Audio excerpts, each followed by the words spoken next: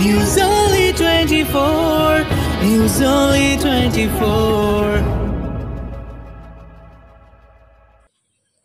Columbus ডিজিপ্লেক্সের উদ্যোগে তৈরি হয়েছে সঙ্গীত জগতের এক অনন্য প্ল্যাটফর্ম শক স্টুডিও।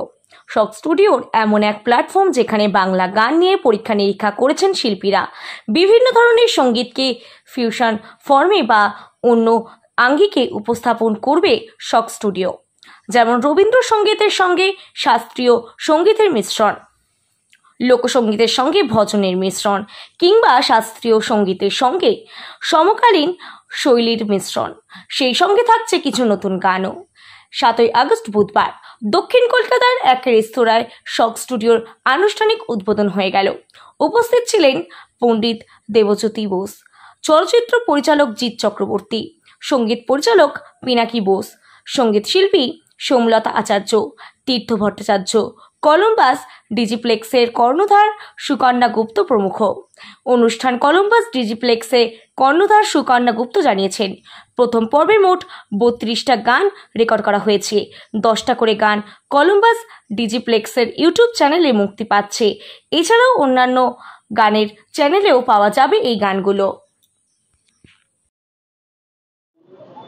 হাই, আমি সুকন্যা গুপ্তা, কলম্বাস ডিজিপ্লেক্স থেকে আমরা আজকে বানিয়েছি শক স্টুডিও।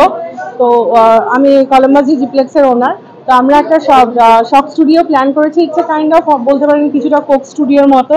তো এখানে আমরা পুরোনো গানগুলোকে রিক্রিয়েট করেছি, অনেক গান, যেমন ক্লাসিক্যাল সং যেগুলো আমরা ভুলতে বসেছি, বা রবীন্দ্রসঙ্গীত যেগুলো এখনকার জেনারেশনরা শুনতে চায় না, সেটাকে একটা নতুনভাবে রিক্রিয়েট করা হয়েছে। প্লাস হয়েছে এর সঙ্গে কিছু ইংলিশ গান বা নিজেদের স্বরচিত গানের সঙ্গে একটা ফিউশনও ক্রিয়েট করা হয়েছে। আর এছাড়া কিছু সিঙ্গাররা তাদের নিজের স্বরচিত কিছু গানও রেখেছেন।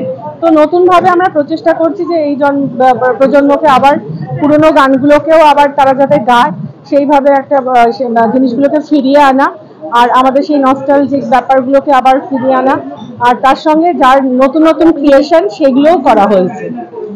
এই না, অডিও না, এগুলো সব আমাদের 32টা গানের ভিডিও রয়েছে। যেরকম আপনার স্টুডিওর মধ্যে প্রতিটা গানের ভিডিও দিয়ে রয়েছে। এগুলো আমাদের কলম্বাস ডিজিপ্লেক্সের আপনি ইউটিউব চ্যানেলে দেখতে পাবেন।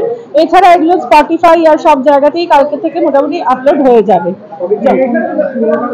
হ্যাঁ, পুরোনো গানও আছে, পুরোনো গানই রয়েছে, যেমন বেশ কিছু ক্লাসিক্যাল পুরোনো গান, তার সঙ্গে রবীন্দ্রসঙ্গীত, অনেক গানই রয়েছে পুরোনো গান। হ্যাঁ, অবভিয়াসলি এখানে যেমন প্রচুর নামি দামি শিল্পী আছেন, তার সঙ্গে আমাদের পরবর্তীকালের শিল্পীরা, এখনকার প্রজন্মের কিছু শিল্পীও আছে। আমরা চাইছি যে এর মাধ্যমে নতুন প্রতিভা আরো বিকাশ হোক, নতুন প্রতিভা আরো বেরিয়ে আসুক। তার জন্য আমরা এই প্রচেষ্টা নিয়েছি। এইগুলো মানে সিজন 1-এ আমাদের টোটাল 32টা গান রয়েছে। এগুলো 10টা করে আমরা রিলিজ করছি। করার পরে আমরা ডেফিনেটলি সাকসেসফুল হলে আমরা চাইবো যে আবার সিজন 2 করতে, যাতে সেখানে নতুন প্রতিভা প্লাস হচ্ছে পুরনো যারা আমাদের অলরেডি নামি দামি শিল্পী আছেন তাদের সঙ্গেও একটা গান গাওয়ার সুযোগ, যাতে নতুন আর পুরনোর একটা মিলন হয়। সেইভাবে আমরা প্রজেক্টটাকে আবার ডেফিনেটলি এগিয়ে নিয়ে যাব। হ্যাঁ, এখানে এবারে সবকিছু ইনডোর, পরবর্তীকালে আমাদের আউটডোরেও কিছু প্ল্যান হবে ডেফিনেটলি। আসলে একটা ভাবনা ছিল, সেটা হচ্ছে ফোক, তার সঙ্গে আমাদের শাস্ত্রীয় সঙ্গীত, কখনো আধুনিক গানের সঙ্গে শাস্ত্রীয় সঙ্গীত, কখনো আধুনিক গানের সঙ্গে লোকসঙ্গীত, বিভিন্ন রকম ব্লেন্ডিং করে এটা করা হয়েছে। বেসিক্যালি নিরীক্ষামূলক কাজ। আর আমার যেটা ভালো লেগেছে, যারা যারা কাজ করেছে, আমি শুধু না, পিনাকি যারাই করেছে তারা অত্যন্ত ভালোবেসে কাজটা করেছে। আচ্ছা, যারা গেয়েছে, যেহেতু একটা নতুন ভাবনা, তারাও উজাড় করে দিয়েছে। সেটা নচিকেতা, সোমলতা, ইমন, শোভন, যতজন প্রত্যেকে তাদের বেস্ট দিয়েছে।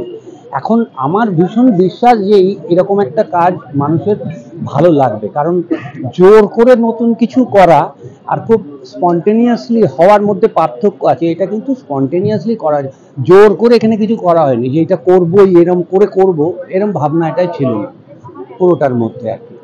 আর শক স্টুডিও মানে নামটাই ওই জন্য দেওয়া হয়েছিল যে একটা শখ, মানে এরকম যে হতে পারে সেটা ভাবনার বাইরে। ওর টাইটেলটাও আমার করা। মানে বাংলা গানের নতুন একটা জোয়ার আসছে, নিজে এখন খুবই ভালো ভালো বাংলা গান করছে। বাংলা গান অনেক ভালো হচ্ছে, শ্রোতারা ভালো করে মন দিয়ে শোনে না, সেটা একেবারেই খারাপ। ওই যে এক্ষুনি বললাম, স্বর্ণযুগের কথা বলা হয়, শিল্পী গান এই নিয়ে হয়, স্বর্ণযুগের শ্রোতাদের নিয়ে তো কোনো কথা হয় না। সেই শ্রোতা কোথায়, যারা বসে স্থির হয়ে গান বাজনা শুনবে? আমরা তো শাস্ত্রীয় সঙ্গীতে আলাপ করতে ভয় লাগে, একটা পুরো ফুল লেন্থ আলাপ শুনবে কিনা তাকে প্রিসাইসলি করা হচ্ছে, বড় বড় লেজেন্ডরাও তাই করছে। তো সেটা কারণ তো শ্রোতারা।